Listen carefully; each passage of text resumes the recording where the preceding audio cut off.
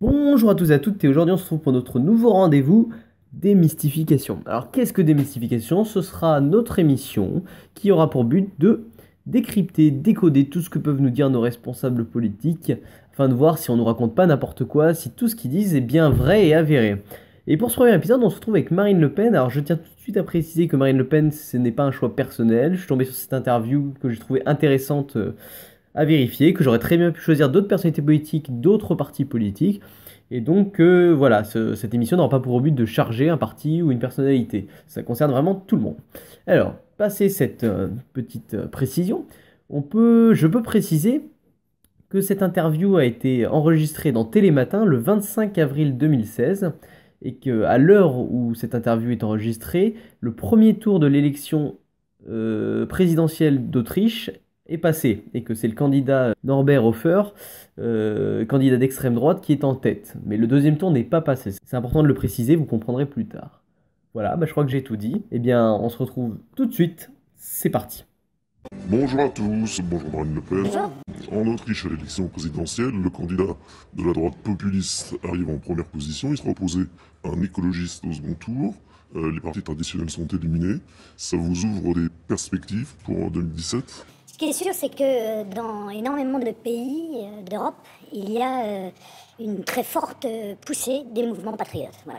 Je crois que ça devient le sens de l'histoire. Il y a clairement une prise de conscience de la part des peuples européens que l'Union européenne est en réalité une structure de soumission des peuples, une structure antidémocratique qui n'a respecté d'ailleurs aucune de ses promesses, ni en termes de développement économique, ni en termes de protection à l'égard des flux de migrants.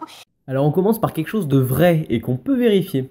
En effet, les partis d'extrême droite, ou patriotes comme Marine Le Pen aime les appeler, sont en forte progression depuis quelques années en Europe. Cela se vérifie rien qu'avec les dernières élections européennes de mai 2014. La France, le Royaume-Uni, l'Autriche, le Danemark sont 4 pays où les partis d'extrême droite ont recueilli plus de 25% des voix. C'est assez énorme. Des pays comme la Finlande, la Hongrie ou les Pays-Bas ont également passé la barre des 10%, ce qui reste vraiment pas mal. L'échec à 0,36% près de Norbert Hofer, candidat du FPE en Autriche il y a seulement quelques jours, approuve cette tendance. En revanche, dire que cette montée correspond à une prise de conscience des peuples européens que l'Union européenne est une structure de soumission incapable de relever les difficultés économiques, c'est peut-être partiellement vrai, mais cette montée correspond d'abord et avant tout à la crise migratoire que l'Europe connaît depuis quelques années.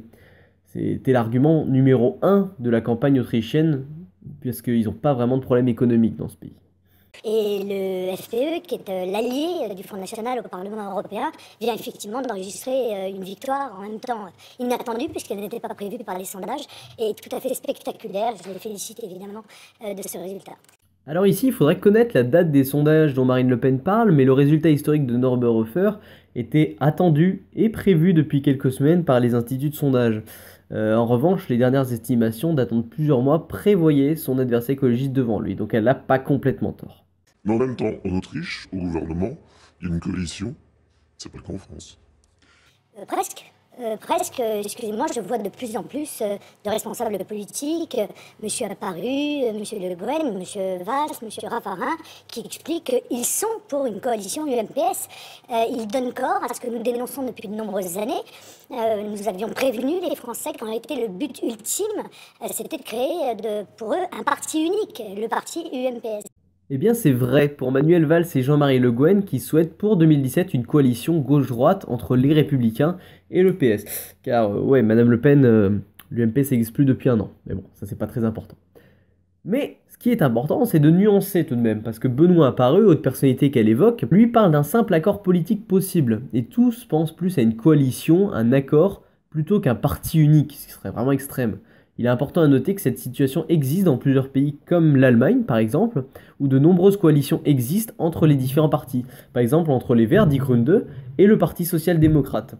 Donc cette situation elle est souhaitée par de nombreux Français et de nombreux experts politiques, car elle permettrait de se concentrer davantage sur les problèmes du pays, plutôt que sur les petites rivalités gauche-droite comme on en a l'habitude. Alors ce serait une bonne chose pour le pays, mais c'est vrai que Marine Le Pen elle voit ce projet d'un mauvais œil aussi, parce que l'objectif d'un tel accord, on va pas se mentir, ce serait aussi de faire barrage au FN pour les élections de 2017. Donc, ils l'appellent de leur vœu, ils sont en train de le construire, ils ont commencé à poser la première pierre, en quelque sorte réellement, lors des élections régionales, en retirant les candidats du Parti Socialiste au bénéfice des candidats de l'UMP.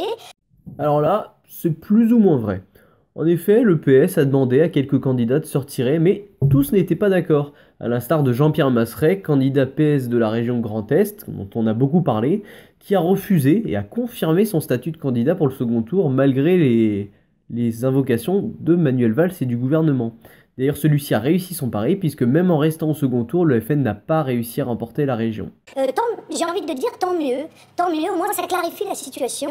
Il y a d'un côté maintenant les patriotes, représentés par le Front National, et les mondialistes, ceux qui pensent que la France est un concept dépassé, que l'on doit supprimer les frontières, abandonner tout concept d'identité, tout concept de protection, et concept représenté par l'UMPS. Alors, moins réjouissant pour vous, en Grande-Bretagne, la coprésidente de la campagne pour le Leave It, pour la sortie de la Grande-Bretagne de l'Union Européenne, veut vous interdire de séjour en Grande-Bretagne. Oui, non, mais je lui pardonne beaucoup parce qu'elle est contre, elle est pour la sortie de l'Union Européenne, elle est contre l'Union Européenne, mais enfin elle reste une socialiste. Vous savez, les socialistes ont toujours eu un léger problème avec la démocratie. Et quand même, Vous savez, moi j'y vais pas. D'ailleurs, je m'étonne qu'elle n'ait rien dit pour la venue de M. Obama, qui lui est venu faire de l'ingérence dans les affaires de Grande-Bretagne. Ici, rien à voir avec la démocratie. Gisela Stuart, si je le prononce bien, coprésidente de la campagne officielle du vote Leave, donc le vote quitter, veut faire interdire Marine Le Pen de séjour au Royaume-Uni pour les propos extrémistes qu'elle a tenus. Alors elle s'explique, hein, je cite, « La présence de Marine Le Pen au Royaume-Uni ne contribuerait pas à l'intérêt général. Marine Le Pen a tenu dans le passé des propos clivants et incendiaires, notamment en comparant les musulmans priant dans la rue à l'occupation nazie en France. » Il est quand même très intéressant de noter aussi que Dominic Raab, secrétaire d'État de la justice au Royaume-Uni, a déclaré publiquement qu'il ne souhaitait pas non plus la venue de Marine Le Pen, alors que ce dernier est conservateur et donc pas socialiste. De plus, concernant le président américain, Marine Le Pen sait très bien qu'interdire Barack Obama au Royaume-Uni, c'est impensable, c'est injustifié et c'est très mauvais diplomatiquement parlant. Celle-ci a raison cependant de parler d'ingérence puisque Obama a profité d'une visite à Londres pour s'affirmer et faire campagne contre le Brexit. Moi, je ne vais pas faire d'ingérence. Vous irez quand même. Je vais en Grande-Bretagne, on m'a en tout cas invité. Si j'y vais, j'irai pour parler de la nécessité pour les peuples de se déterminer. Alors actuellement, impossible de vérifier si elle a bien été invitée par quelqu'un, puisque son déplacement n'a toujours pas eu lieu. Une chose est sûre, elle est loin de faire l'unanimité, puisque même Nigel Farage, chef du parti europhobe et anti-immigration UKIP, il s'est exprimé contre la venue de la présidente du FN, mettant en doute l'utilité de son intervention. Avec toutes ces protestations de toutes ces personnalités politiques anglaises, on va finir par se demander qui l'a vraiment invité, hein, Marine Le Pen.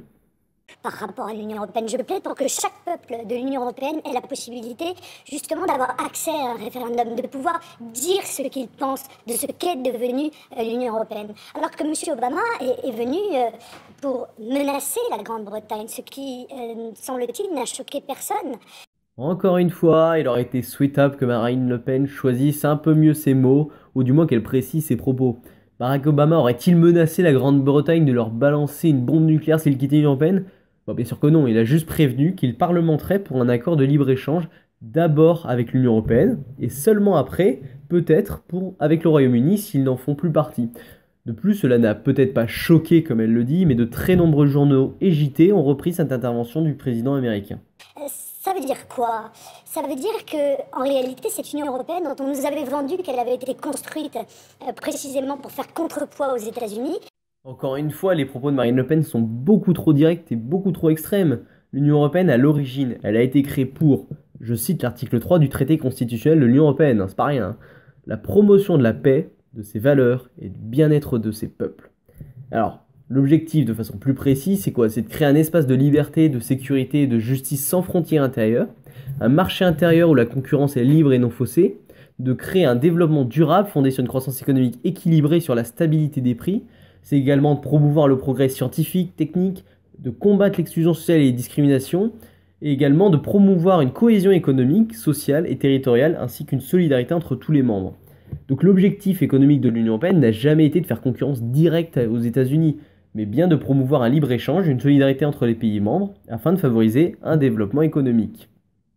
Est en fait totalement à la botte des États-Unis. C'est une construction américaine qui est autorisée, non seulement autorisée par les États-Unis, mais poussée par les États-Unis. C'est assez intéressant sur le fond, ça en dit long. Alors là, on comprend même plus ce qu'elle insinue. C'est une construction américaine autorisée par les États-Unis. Oh là là. Alors bon, on va prendre les choses dans l'ordre. Concernant la construction, on peut éventuellement parler d'un financement américain aux États promouvant l'Europe lors de la guerre froide pour lutter contre l'URSS. Mais bon, toutes ces infos, elles proviennent principalement de sources complotistes et conspirationnistes. On peut pas évidemment les mettre en avant. On peut pas évidemment les mettre en avant, ça veut rien dire ça. On peut évidemment pas les mettre en avant. Enfin, concernant l'autorisation américaine, je sais même pas ce qu'elle a voulu dire. Et vous demandez la même chose pour la France, vous demandez à ce que la France puisse voter sur son appartenance à l'Union européenne. C'est la moindre des choses. Enfin, pardon, en 2005, on a posé la question aux Français et on s'est empressé de violer la volonté exprimée par le peuple français qui avait dit non à la Constitution européenne. Encore une fois, c'est vrai et c'est faux. En effet, les Français ont voté en 2005 par référendum pour savoir si oui ou non il fallait ratifier le traité de constitution européenne, et le non l'a emporté avec 54,67% des voix. En revanche, là où Marine Le Pen fait encore des raccourcis, c'est ce qui concerne la suite. Après ce non majoritaire, également formulé par les Pays-Bas, le précédent traité, celui de Nice, signé en 2000, restera en vigueur encore 2 ans. Suite à cela, c'est un nouveau traité, donc celui de Lisbonne, qui est créé en 2007 sur la base de la Constitution rejetée en 2005.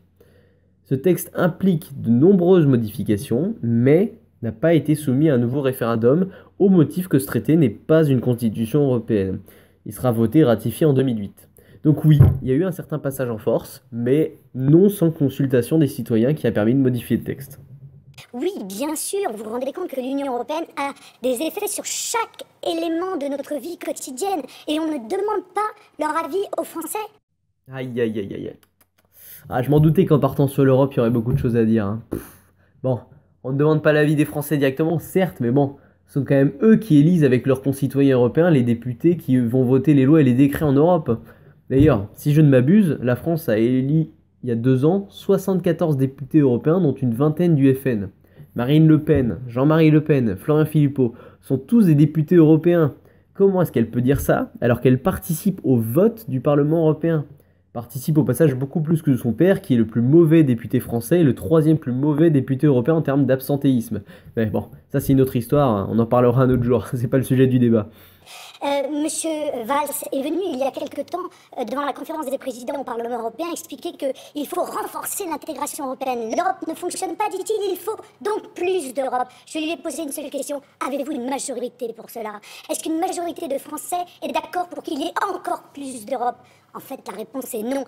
Alors ici, elle a raison. Un sondage très récent, puisqu'il date de mars 2016, démontre que les Français font partie des plus eurosceptiques.